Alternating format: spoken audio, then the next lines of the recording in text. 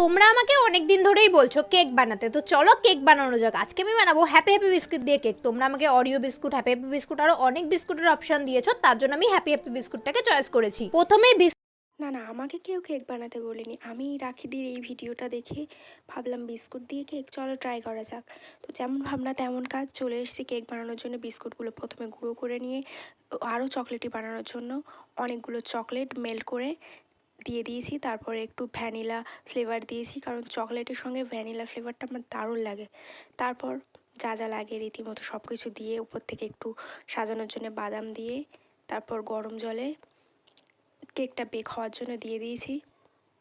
তোমরা আমাকে জানিও যে ভিডিওটা তোমরা কে কোথা থেকে দেখছো, তাহলে অবশ্যই আমি জানতে পারবো যে আমার ভিডিওটা কত দূর অবধি যাচ্ছে।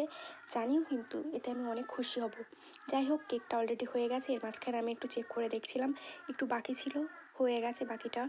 তারপর এই যে কেক কেটে দেখো কতটা স্পঞ্জি আর নরম হয়েছে, খেতে কিন্তু দুর্দান্ত হয়েছিল।